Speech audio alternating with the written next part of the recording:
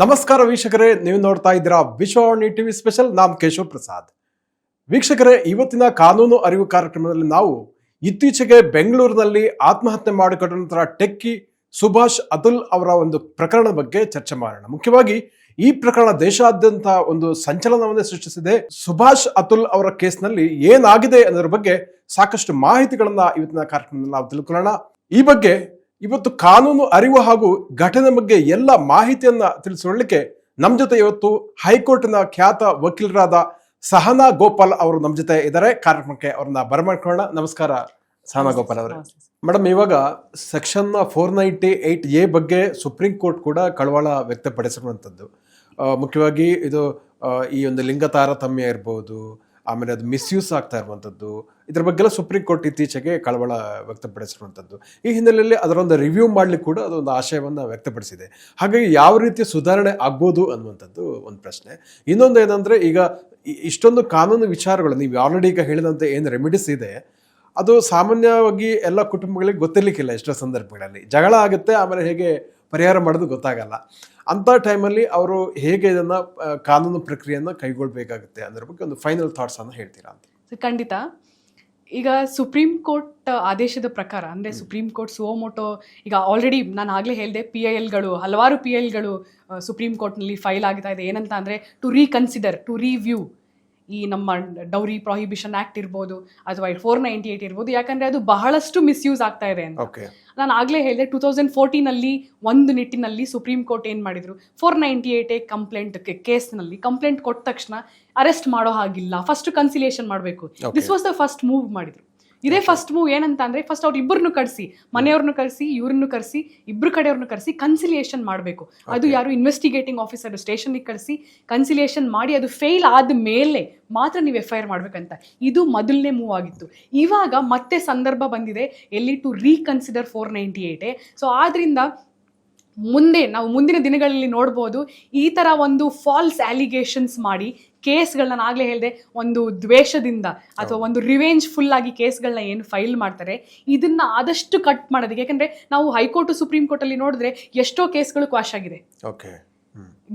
ಗಂಡನ ಮೇಲೆ ಕ್ವಾಶ್ ಆಗಿದೆ, ಅತ್ತೆ ಮಾವನ ಮೇಲೆ ಕ್ವಾಶ್ ಆಗಿದೆ, ಅಂಡ್ ಆಲ್ಸೋ ಎಲ್ಲೋ ತಂಗಿ ಅಕ್ಕ ಬಾವಂದಿರು ಎಲ್ಲೋ ಇರ್ತಾರೆ, ಅವ್ರಗಳ ಮೇಲೆ ಕ್ವಾಶ್ ಆಗಿದೆ. ಏನ್ ಹೇಳುತ್ತೆ 498A definition is very important.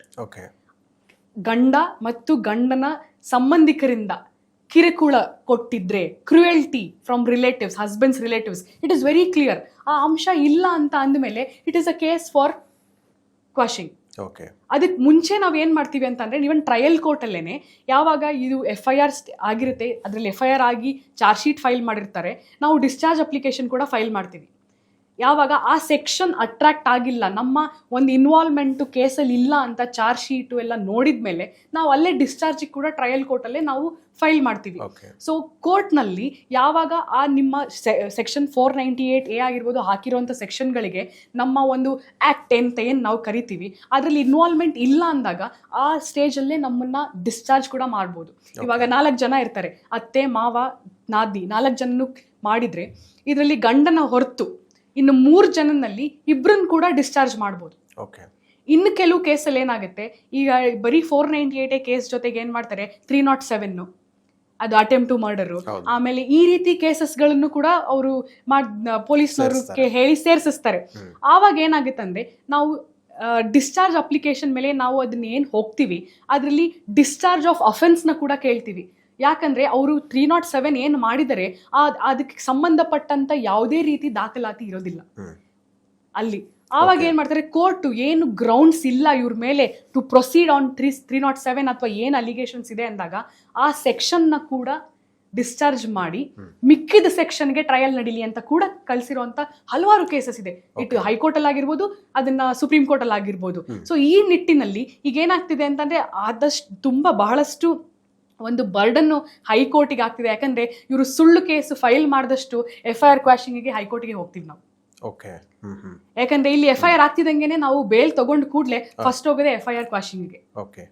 So ಆದ್ರಿಂದ FIR ಕ್ವಾಶಿಂಗ್ ಅಲ್ಲಿ ಹೋದಾಗ ಅವರು ಬೆಂಚ್ ನಲ್ಲಿ ಹೇಳೋದು ಒಂದೇನೆ, ಹಾಕೋದಕ್ಕಿಂತ ಮುಂಚೆ ಕಾಗ್ನಿಸೆನ್ಸ್ ತಗೊಳಕ್ಕಿಂತ ಮುಂಚೆ ಫಸ್ಟ್ ನೀವು ನೋಡಿ ಇದು ನಿಜಾಂಶ ಇದೆಯೋ ಇಲ್ವೋ ಅಂತ. ಸೊ ಇವಾಗ ಸುಪ್ರೀಂ ಕೋರ್ಟ್ ರೀಕನ್ಸಿಡರ್ ಮಾಡಬೇಕಾಗಿರೋದು ಏನಂತ ಅಂದರೆ, ಈಗ ಕಮಿಟಿ ಫಾರ್ಮ್ ಮಾಡಕ್ಕೆ ಹೇಳಿದ್ದಾರೆ. Retired high court judges, supreme court judges ಜೊತೆಗೆ ಹಲವಾರು ನಮ್ಮ ಎಮಿನೆಂಟ್ ಅಡ್ವೊಕೇಟ್ಸ್ ಜೊತೆಗೆ ಕಮಿಟಿ ಫಾರ್ಮ್ ಮಾಡಿ ಇದನ್ನು ಮತ್ತೆ ವಿಮರ್ಶೆ ಮಾಡಿ ಏನಂತ ಇದನ್ನ ಮಾಡಬೇಕಂತ. ಯಾಕಂದರೆ ಬಹಳಷ್ಟು ಮಿಸ್ಯೂಸ್ ಆಗ್ತಿದೆ. ಬರೀ ನಮ್ಮ ಕರ್ನಾಟಕದಲ್ಲಿ ಮಾತ್ರ ಅಲ್ಲ, ದೇಶದಾದ್ಯಂತ ಇದು ಬಹಳಷ್ಟು ಮಿಸ್ಯೂಸ್ ಆಗ್ತಾ ಇದೆ. ಆಗಲೇ ಹೇಳ್ದಂಗೆ ಇದೊಂದು ವೆಪನ್ ಆಗಿಬಿಟ್ಟಿದೆ. ಸೊ ಅವ್ರಿಗೆ ಪಾಠ ಕಲಿಸ್ಬೇಕು, ಅತ್ತೆಗೆ ಪಾಠ ಕಲಿಸ್ಬೇಕು, ಮಾವನಿಗೆ ಪಾಠ ಕಲಿಸ್ಬೇಕು ಅಂದರೆ ಈ ಕಾನೂನನ್ನ ಯೂಸ್ ಮಾಡ್ಕೊತಾರೆ. ಅಂದರೆ ಯಾಕಂದರೆ ಈ ಕಾನೂನನ್ನ ತರಬೇಕು ಒಂದು ರೀಸನ್ಗೆ, ಅಂದರೆ ಇದು ಬಹಳ ಫೈಟ್ ನಡೆದು ನಮಗೆ ತುಂಬ ಒಂದು ರೆವಲ್ಯೂಷನ್ ಆಗಿ ಈ ಕಾಯ್ದೆ ನಮಗೆ ಅಂತ ಬಂದಿದ್ದು. ಆದರೆ ಇವತ್ತು ಪಾಠ ಕಲಿಸೋದಕ್ಕೆ ನಾವು ಇದನ್ನು ಯೂಸ್ ಮಾಡ್ತೀವಿ ಅಂತಂದರೆ ಎಲ್ಲೋ ಒಂದು ಕಡೆ ಬಹಳ ಬೇಸರ ಆಗುತ್ತೆ. ಆದ್ರಿಂದ ಮುಂದೆ ಬರೋ ಅಂಥ ಒಂದು ಪಾಸಿಬಿಲಿಟಿ ಏನಿದೆ ಅಂತ ನೀವು ಆಗಲೇ ಕೇಳಿದ್ರಿ. ಇದು ಬಹಳ ಒಂದು ಒಳ್ಳೆ ಕುತೂಹಲಕಾರಿ ಪ್ರಶ್ನೆ ಆಗಿರುತ್ತೆ ಜನಕ್ಕೆ. ಏನಂತಂದರೆ, ಮುಂದೆ ಬಂದಾಗ ಒಂದು ಕಂಟ್ರೋಲ್ ಮೆಕ್ಯಾನಿಸಮ್ ಅನ್ನೋದನ್ನ ತರ್ತಾರೆ. ಆಗ ಕೋರ್ಟ್ ಇಂಥ ಅಂಶಗಳನ್ನ ಪರಿಗಣಿಸಿ ಮಾತ್ರ ಕೇಸ್ನ ರಿಜಿಸ್ಟರ್ ಮಾಡ್ಕೊಬೇಕು. ಇಲ್ಲ ಅಂದ್ರೆ ಅವ್ರ ಮೇಲೆ ಕೇಸ್ ಹಾಕೋದಿಕ್ಕೆ ಬರೋದಿಲ್ಲ. So he is set free ಅಂತ ಒಂದು ಬರ್ಬೋದು ಅನ್ನೋ ಒಂದು, ಯಾಕಂದ್ರೆ ನಾವು ಬೇರೆಷ್ಟು ಈಗ ಆಲ್ರೆಡಿ ಡೈರೆಕ್ಷನ್ಸ್ ಹಲವಾರು ಕೇಸ್ಗಳಲ್ಲಿ ಇದೆ.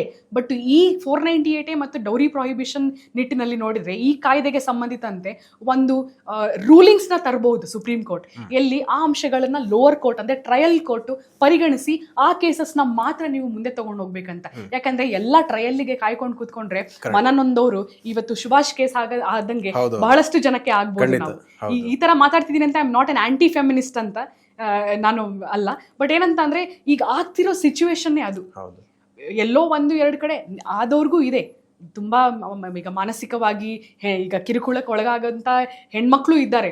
ಆದರೆ ಇದನ್ನೇ ಒಂದು ವೆಪನ್ ಆಗಿ ಯೂಸ್ ಮಾಡ್ಕೊಂಡಿರೋ ಅಂತಹ ಏನು ಇದೆ, ಅದಕ್ಕೆ ಒಂದು ಫುಲ್ ಸ್ಟಾಪ್ ತರಬೇಕು ಅನ್ನೋ ನಿಟ್ಟಿನಲ್ಲಿ ಸುಪ್ರೀಂ ಕೋರ್ಟ್ ಇವತ್ತು ಬಹಳ ಚರ್ಚೆಗೆ ನಡೀತಾ ಇದೆ. ಇವತ್ತು ನಾವು ನೋಡ್ಬೋದು ಬಹಳಷ್ಟು ನ್ಯಾಷನಲ್ ಸೆಮಿನಾರ್ಸು, ಇಂಟರ್ನ್ಯಾಷನಲ್ ಸೆಮಿನಾರ್ಸ್ನಲ್ಲಿ ಈ ಕೇಸ್ನ ತಗೊಂಡು how to review, if it is reviewed what is the next step ಅನ್ನೋದನ್ನ ಮಾತಾಡ್ತಿದ್ದಾರೆ. ಸೊ ಇವಾಗ 8 points Supreme Court has laid down.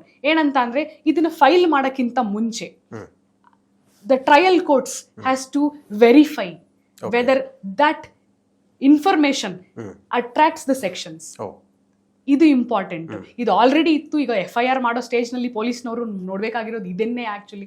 ಆದ್ರೆ ಕಂಪ್ಲೇಂಟ್ ಬೇಸ್ ಮೇಲೆ ಅವ್ರಿಗೂ ಪ್ರಾವಿಷನ್ ಪ್ರಕಾರ ಇರೋದ್ರಿಂದ FIR ರಿಜಿಸ್ಟರ್ ಮಾಡ್ಲೇಬೇಕಂತ ಇದೆ. ನಾವು ಹಲವಾರು ಸುಪ್ರೀಂ ಕೋರ್ಟ್ ಕೇಸ್ಗಳು ನೋಡ್ಕೊಂಡ್ರೆ ಅವ್ರಿಗೂ ಪೊಲೀಸ್ನವ್ರಿಗೆ ಅನ್ವಯಿಸುತ್ತೆ. ಏನಂತ ಅಂದ್ರೆ, ಕಂಪ್ಲೇಂಟ್ ಕೊಟ್ಟ ತಕ್ಷಣ ನೀವು FIR ರಿಜಿಸ್ಟರ್ ಮಾಡಬೇಕು ವುಮೆನ್ ಓರಿಯೆಂಟೆಡ್ ಅಲ್ಲಿ ಅಂತ. ಮಾಡದೇ ಇದ್ರೆ ಏನ್ ಮಾಡ್ತೀವಿ, ನಾವು SP ಗೆ ಹೋಗ್ತೀವಿ, ಅಲ್ಲಿಂದ ಮತ್ತೆ ಹೈಕೋರ್ಟ್ ಅಲ್ಲಿ ಡೈರೆಕ್ಷನ್ಸ್ ತಗೋತೀವಿ. ಅವರು ಅದನ್ನ ಅವಾಯ್ಡ್ ಮಾಡಕ್ಕೆ ಏನ್ ಮಾಡ್ತಾರೆ, ಇವ್ರು ಕೊಟ್ಟಿದ್ದ ಫ್ಯಾಕ್ಟ್ಸ್ ಮೇಲೆ ಅವರು ಒಂದು FIR ಅಲ್ಲಿ ಹಲವಾರು ಸೆಕ್ಷನ್ಸ್ ಗಳನ್ನ ಹಾಕಿ ಒಂದು ಫೈಲ್ ಮಾಡ್ಬಿಡ್ತಾರೆ ಈ ನಿಟ್ಟಿನಲ್ಲಿ. ಸೊ ಆದ್ರಿಂದ ಎರಡು ಪೊಲೀಸ್ನವರಿಗೆ ಆಸ್ ವೆಲ್ ಎಸ್ ನಾವೀಗ ಈ ಡೌರಿ ಪ್ರಾಹಿಬಿಷನ್ ಆಕ್ಟ್ ನಲ್ಲಿ ನಾವು ಏನು ಒಂದು ಕಂಪ್ಲೇಂಟ್ ನ ಮಾಡ್ತೀವಿ, ಅದು ಎರಡನ್ನೂ ಪರಿಗಣಿಸಕ್ಕೆ the supreme court will review both the acts so that it will not be misused in future.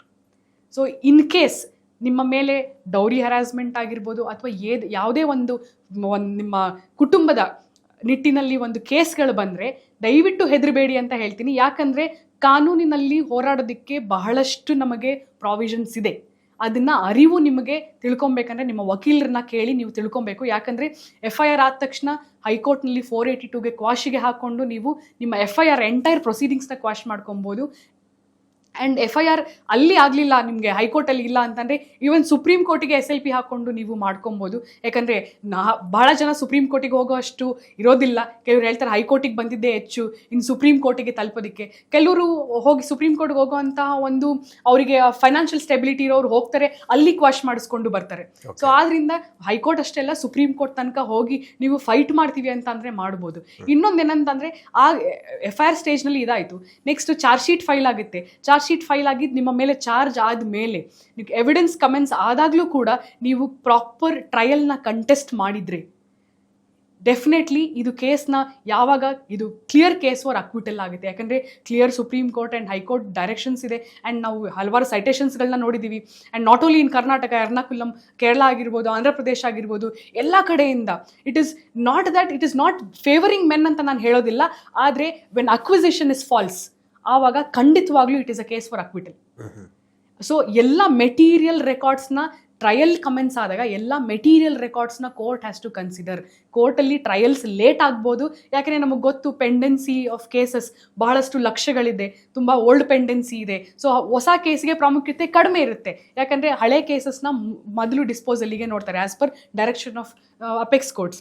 ಆದ್ದರಿಂದ ಟ್ರಯಲ್ ಲೇಟ್ ಆದರೂ ಪರವಾಗಿಲ್ಲ, ಕಂಟೆಸ್ಟ್ ಮಾಡೋದು ನಿಮ್ಮ ಮೇಲಿದೆ. ಆ್ಯಂಡ್ ಅದ್ರ ಜೊತೆಗೆ ಅಪ್ಲಿಕೇಶನ್ಗಳು, ನಾನು ಆಗಲೇ ಹೇಳಿದೆ, ಕೆಲವು ನಿಮ್ಮ ಪ್ಲೀಡಿಂಗ್ ನಿಮ್ಮ ವಕೀಲರ ಮೇಲಿರುತ್ತೆ. ಪ್ಲೀಡಿಂಗ್ಸ್ಗಳು ಕರೆಕ್ಟಾಗಿ ಹಾಕೋದು, ಕರೆಕ್ಟಾಗಿರೋ ದಾಖಲೆಗಳನ್ನು ಕೋರ್ಟಿಗೆ ನೀವು ಕೊಡೋದು, ಆ್ಯಂಡ್ ಸರಿಯಾದ ಸಮಯಕ್ಕೆ ಕೊಡೋದು ಭಾಳ ಇಂಪಾರ್ಟೆಂಟು. ಕೆಲವು ನಾವೇನು ಮಾಡ್ತೀವಿ, ನನ್ನ ಹತ್ರ ಬ್ಯಾಂಕ್ ರೆಕಾರ್ಡ್ ಇತ್ತು, ದಾಖಲಾತಿಗಳಿತ್ತು, ಆದರೆ ನಾನು ಅವಾಗ ಕೊಡೋಕ್ಕಾಗಲಿಲ್ಲ, ಅದೇನು ಪ್ರಯೋಜನಕ್ಕೆ ಬರೋದಿಲ್ಲ. ಟ್ರಯಲ್ ಕೋರ್ಟಲ್ಲಿ ಕೊಡದೇ ಇರೋದನ್ನ ನೀವು ಹೈಕೋರ್ಟಲ್ಲಿ ಕೊಡೋದಕ್ಕೆ ಬರೋದಿಲ್ಲ ಅಪೀಲ್ಗೆ ಹೋದಾಗ. ಸೊ ಆದ್ರಿಂದ ಸಮಯಕ್ಕೆ ಕರೆಕ್ಟಾಗಿ ನೀವು ದಾಖಲಾತಿಗಳನ್ನ ಕೊಡೋದು ಆ್ಯಂಡ್ ಕರೆಕ್ಟಾಗಿ ಕಂಟೆಸ್ಟ್ ಮಾಡೋದು ಈಸ್ ವೆರಿ ಇಂಪಾರ್ಟೆಂಟ್.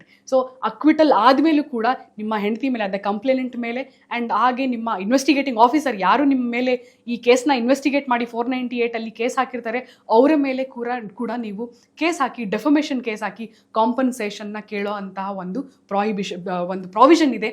ಅದನ್ನು ನಾವು ಅರ್ಥ ಮಾಡಿಕೊಂಡು, ಅಂದರೆ ಕಾನೂನಿನಲ್ಲಿ ಎಲ್ಲ ಇದೆ, ಆದರೆ ನಮಗೇನು ಅನಿಸುತ್ತೆ ಎಲ್ಲ ವಿಮೆನ್ ಓರಿಯೆಂಟೆಡ್. ಖಂಡಿತವಾಗ್ಲೂ ಇದು 90% ವಿಮೆನ್ ಓರಿಯೆಂಟೆಡ್, ಆದರೆ ಎಲ್ಲೋ 10% is very strong for men. ಅದನ್ನು ನಾವು ಅರ್ಥ ಮಾಡ್ಕೊಬೇಕು. ಆ್ಯಂಡ್ ಅರ್ಥ ಮಾಡಿಕೊಂಡ್ರೆ ಐ ಥಿಂಕ್ ಇವತ್ತು ಸುಭಾಷ್ ಫ್ಯಾಮಿಲಿ ಏನು ಸಫರ್ ಪಡ್ತಿದೆ, ಅದು ನಾಳೆ ದಿವಸ ಇನ್ನೊಂದು ಫ್ಯಾಮಿಲಿಯಲ್ಲಿ ಆಗೋಲ್ಲ ಅಂತ ನಾನು ಹೇಳಕ್ಕೆ ಇಷ್ಟಪಡ್ತೀನಿ. ಆ್ಯಂಡ್ ಕಾನೂನಲ್ಲಿ ಇವಾಗ ಕೇಸ್ ನಡೆಸಿ ಕೊನೆಯಲ್ಲಿ ನೀವು ಏನೂ ಮಾಡಿಲ್ಲ ಅನ್ನೋದು ಜಡ್ಜ್ಮೆಂಟ್ ಬರುತ್ತೆ, you are clear from the charges, ಅದು ಅಕ್ವಿಟಲ್ ಆಗುತ್ತೆ. ಈ ನಿಮ್ಮ ಮನೆಯವರಾಗಿರ್ಬೋದು, ನೀವು ಎಲ್ಲ ಅಕ್ವಿಟಲ್ ಆಗುತ್ತೆ. ಅದಾದ ನಂತರ ಕೇಸ್ ಈಗ ಎಷ್ಟು ಅವಧಿ ನಡೆಯುತ್ತೆ ಅದನ್ನ ನಾವು ಹೇಳಕ್ ಬರೋದಿಲ್ಲ, ಯಾಕಂದರೆ ಅದು ಕೋರ್ಟ್ನಲ್ಲಿ ನಾವು ವಾಸ್ತವಿಕತೆ ನೋಡಿಕೊಂಡು ಅದು ಕೇಸ್ ನಡೆಯುತ್ತೆ. ಆದರೆ ಅದು ಮುಗಿದ ನಂತರ ನಿಮ್ಮ ಮೇಲೆ ಸುಳ್ಳು ಆರೋಪ ಮಾಡಿದ್ದಕ್ಕೆ ನೀವು ಕ್ರಮ ಏನು ತಗೊಂಡ್ರಿ, ಅವ್ರ ಮೇಲೆ ಡೆಫಮೇಷನ್ ಕೇಸ್ ಹಾಕ್ಬೋದು, ಸಿವಿಲು ಕ್ರಿಮಿನಲ್ 2 ಡೆಫಮೇಷನ್ ಕೇಸ್ ಹಾಕ್ಬೋದು, including on the investigating officer. ಅವರು ಪೊಲೀಸ್ ಇನ್ವೆಸ್ಟಿಗೇಷನ್ ಮಾಡಿ ಏನು ನಿಮ್ಮ ಮೇಲೆ FIR ರಿಜಿಸ್ಟರ್ ಮಾಡಿರ್ತಾರೆ, ನಿಮ್ಮ ಕುಟುಂಬದವ್ರ ಮೇಲೆ ಏನು ರಿಜಿಸ್ಟರ್ ಮಾಡಿರ್ತಾರೆ, ಸ್ಪೆಷಲಿ ವಿತ್ ರೆಫರೆನ್ಸ್ ಟು 498 ಆಗಿರ್ಬೋದು, ಅವ್ರ ಮೇಲೂ ಕೂಡ ಇನ್ಕ್ಲೂಡಿಂಗ್ ನಿಮ್ಮ ಹೆಂಡತಿ ಮೇಲೆ, ಅಂದರೆ ಕಂಪ್ಲೇನೆಂಟ್, ಅವ್ರ ಮೇಲೂ ಕೂಡ ನೀವು ಡೆಫಮೇಷನ್ ಕೇಸ್ ಹಾಕಿ ಈ ಥರ ನಿಮ್ಮ ಮಾನಹಾನಿ ಆಗಿದೆ ಅಂತ ಹೇಳಿ ಒಂದು ಕ್ರಿಮಿನಲ್ ಕೇಸು ಕೂಡ ಹಾಕ್ಬೋದು. ಸಿವಿಲ್ ಡೆಫಮೇಷನ್ ಕೇಸಲ್ಲಿ ನೀವು ಮಾನಹಾನಿ ಆಗಿರೋದಕ್ಕೆ the reputation man in a society, ಅದಕ್ಕೆ ನೀವು ಕಾಂಪನ್ಸೇಷನ್ ಕೂಡ ಕೇಳ್ಬೋದು. ಆದರೆ ಇದು ಓನ್ಲಿ 0.5% ಆಫ್ ದ ಮೆನ್. ಅಂದರೆ ಇವತ್ತು ಎಷ್ಟು ಜನ ಅಕ್ವಿಟಲ್ ಆಗಿ ಹೋಗಿದ್ದಾರೆ, ಅವ್ರು ಹೇಳ್ತಾರೆ ಕೋರ್ಟಲ್ಲಿ ನಾವು ಆಲ್ರೆಡಿ ಸತ್ತು ಸುಣ್ಣ ಆಗಿದ್ದೀವಿ ಮೇಡಮ್, ಮತ್ತೆ ಇನ್ನೊಂದು ಕೇಸ್ ಹಾಕ್ಕೊಂಡು ನಾವು ಬಂದರೆ ಅದು ಬಹುಶಃ ಅದೆಷ್ಟು ವರ್ಷ ನಡೆಯುತ್ತೋ, ಅದ್ರ ಮೇಲೆ ಅವ್ರು ಇನ್ನೇನು ಕೇಸ್ ಹಾಕೊಂಡ್ಬರ್ತಾರೋ, ಇಲ್ಲಿಗೆ ಸಾಕು ಅಂತ. ಆದರೆ FIR ಸ್ಟೇಜಲ್ಲಿ ಹೇಳ್ತಾರೆ ಮೇಡಮ್ ಇದನ್ನು ಸುಮ್ಮನೆ ಬಿಡಬಾರ್ದು, ನಾವು ಗ್ಯಾರಂಟಿ ಕಂಟೆಸ್ಟ್ ಮಾಡಿ ಅವ್ರಿಗೆ ಬುದ್ಧಿ ಕಲಿಸ್ಬೇಕಂತ. ಈ ಬುದ್ಧಿ ಕಲಿಸೋ ಅಂತ ಒಂದು ದೃಢ ನಿರ್ಧಾರ ಸ್ಟಾರ್ಟಿಂಗಲ್ಲಿ ಇದ್ದಿದ್ದು ಎಂಡಿಂಗಲ್ಲಿ ಇರೋದಿಲ್ಲ.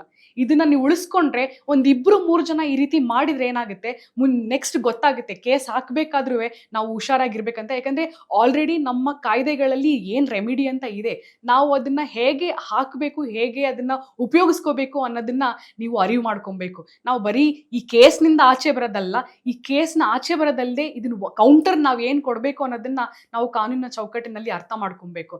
ಇಲ್ಲಾಂದರೆ ಅದೇನಾಗುತ್ತೆ, ನೀವು ಗೆದ್ರೂ ಅದು ಸೋತಂಗೇನೆ. ಈ ಗೆದ್ರು ನೀವು ಕೇಸಲ್ಲಿ ಅಕ್ವಿಟಲ್ ಆದ್ರೂ ನೀವು ಅದನ್ನ ಸೋತಂಗೇನೆ. ಈ ಫ್ಯಾಮಿಲಿ ಕೇಸಲ್ಲಿ ಯಾವತ್ತೂ ವಿನ್ ಅಂಡ್ ವಿನ್ ಸಿಚುವೇಶನ್ ಇಲ್ವೇ ಇಲ್ಲ. ಸೋತವನು ಅವನು ಸೋತಂಗೇನೆ, ಅವನು ಗೆದ್ದವನು ಸೋತಂಗೇನೆ. ಅಲ್ಲಿ ಏನು ಪ್ರಯೋಜನ ಇಲ್ಲ.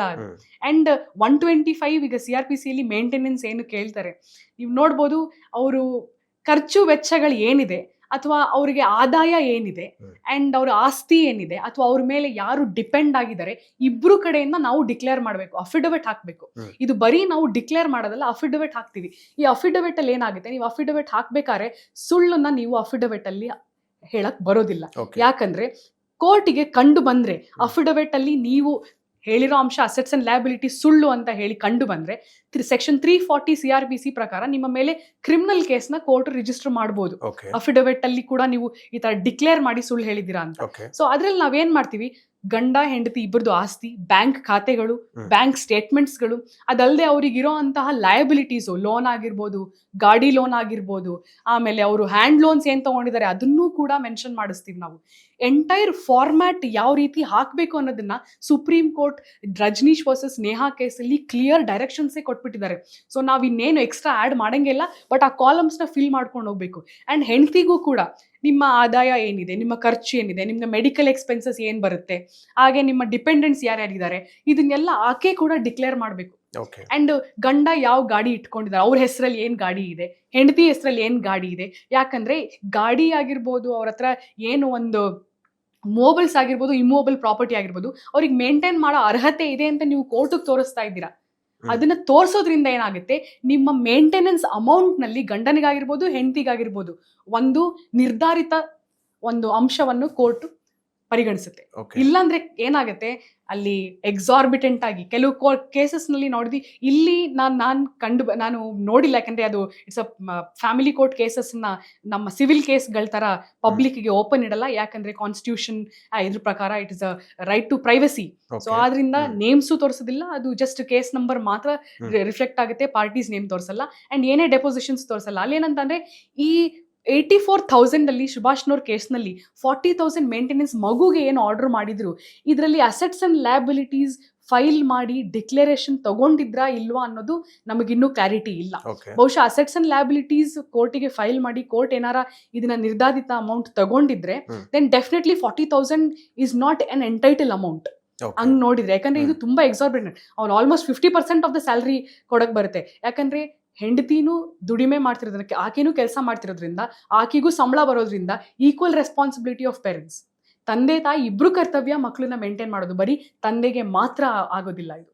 ಆದ್ರಿಂದ ಇದನ್ನ ನಮ್ಗೆ ಕ್ಲಾರಿಟಿ ಇಲ್ಲ. ಆ ಕೋರ್ಟ್ ನಲ್ಲಿ ಅಸೆಟ್ಸ್ ಅಂಡ್ ಲಯಬಿಲಿಟೀಸ್ ಫೈಲ್ ಮಾಡಿದ್ರೆ ಅದ್ರ ಮೇಲೆ ಆಗಿದ್ರ ಬಹುಶಃ ಪಾಸಿಬಿಲಿಟಿ ಇದ್ರಲ್ಲಿ ಏನಾಗಿರ್ಬೋದಂದ್ರೆ, ಇದನ್ನ ಮೀಡಿಯೇಷನ್ಗೆ ಮ್ಯಾಟರ್ ರೆಫರ್ ಆಗಿದ್ದಾಗ ಆ ಒಂದು ಮಧ್ಯಸ್ಥಿಕೆಯಲ್ಲಿ ಇವರಿಬ್ರು ಮಾತಾಡಿದಾಗ ಅವರ ಸ್ಯಾಲರಿ ಬೇಸ್ ಮೇಲೆ ಇಷ್ಟು ಮಗುಗೆ ಕೊಡಬೇಕು ಅಂತ ಮೀಡಿಯೇಟರ್ ಹೇಳಿ ಅದನ್ನ ಅವ್ರು ಒಪ್ಕೊಂಡಿರ್ಬೋದು, ಆಗಿರ್ಬಹುದು. ಇದು ಯಾಕಂದ್ರೆ ನಮ್ಗೆ ಈ ಅಂಶದ ಮೇಲೆ ಕ್ಲಾರಿಟಿ ಇರೋದ್ರಿಂದ, ಇಲ್ಲದೆ ಇರೋದ್ರಿಂದ ನಾವು ಇದನ್ನ ಹೇಳಕ್ ಬರೋದಿಲ್ಲ.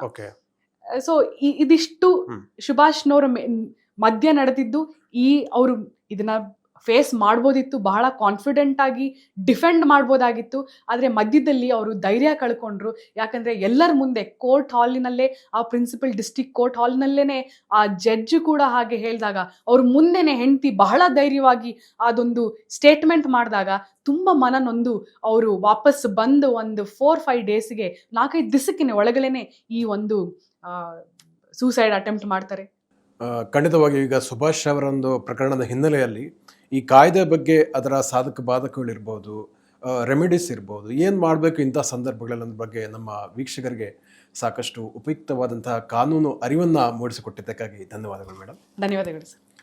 ವೀಕ್ಷಕರೇ, ಇಂತಹ ಮತ್ತಷ್ಟು ಉಪಯುಕ್ತ ಮಾಹಿತಿಗಳಿಗೋಸ್ಕರ ವಿಶ್ವವಾಣಿ ಟಿವಿ ಸ್ಪೆಷಲ್ ಯೂಟ್ಯೂಬ್ ಚಾನಲನ್ನು ವೀಕ್ಷಿಸಿ ಹಾಗೂ ಸಬ್ಸ್ಕ್ರೈಬ್ ಮಾಡಿ. ವಂದನೆಗಳು.